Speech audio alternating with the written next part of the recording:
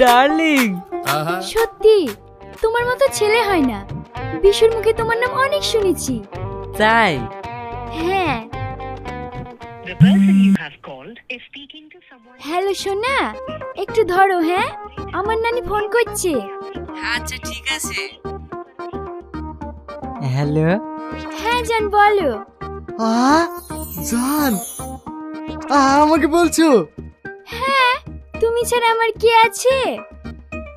বিশু বলছিল তুমি নাকি অনেক কিউট। তাই?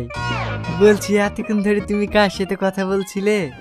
ও, আমার নানি ফোন করেছিল।